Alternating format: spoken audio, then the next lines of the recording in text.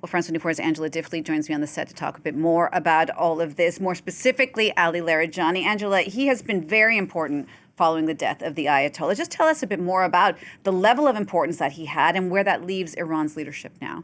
Yeah, I think we heard there from Delano quite a bit about him. The key thing, of course, he was one of the key negotiators in those negotiations with the United States, just in the midst of which all of this happened. The US and Israel decided to launch the war because they did not trust the Iranian side. He was highly trusted by the Ayatollah Khamenei and seen as someone very competent. We heard a lot more there about his background. He was at times seen as someone more moderate and had seemed to have been hardened up since the war began. What this tells us above all is that the leadership is very much infiltrated by Israeli intelligence people, and that is very significant. The leadership now can no longer trust anybody, and that is an extremely important factor in all of this. They are already scattered. It's believed that Khamenei left instructions, should he be killed, as he was on the first day, that they should distribute themselves throughout Iran. They're scattered. It's not clear how much coordination there is between different senior people within the IRGC, and to a certain extent that is always a worry because then it becomes fragmented.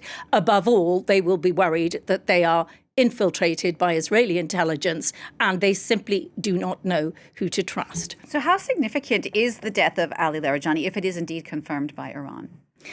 Well, I think it's one of the things it suggests to us is that the Israelis are keen to do as much as they can in as short a time as possible. The Israelis want regime change. At best, a regime that is friendly towards Israel. At worst, even a more chaotic Iran would be better from Israel's point of view than what is there at the moment, which is a country which vows the obliteration of Israel, which had a clock in its main square counting down the days until the non-existence of the state of Israel. So from Israel's point of view, they want regime change. They are trying, and they said again, they've already said several times, they said it again yesterday, they are trying to create the conditions under which the Iranian people will feel able to get back on the streets and overthrow this regime. And of course, the killing of the Basij leader there is very, very important.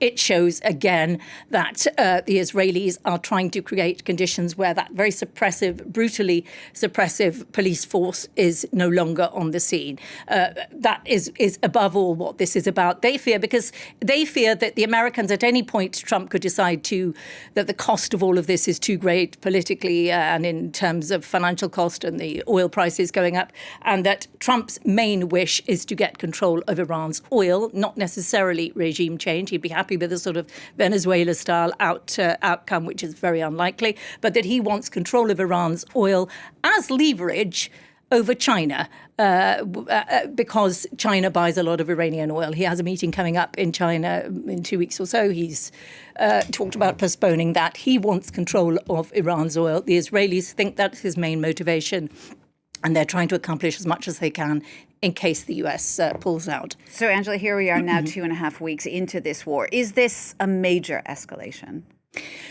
Well, there's a lot of thought that the Gulf countries who did not want this war now are telling the Americans, make sure you finish this thing off properly, that Iran is completely defeated, because they fear above all that they could again be subject to blackmail, the weaponization of the Hormuz Straits, which threatens their entire oil economy. And they have spent so long constructing this image of stability, particularly the United Arab Emirates as a tourist hub, as a huge commercial hub in the area. They cannot have that threatened by the idea that at any time Iran might erupt again. They want this finished off. And so even though they were reluctant at the beginning, it is thought that they are pushing Trump to keep going until this is definitively over.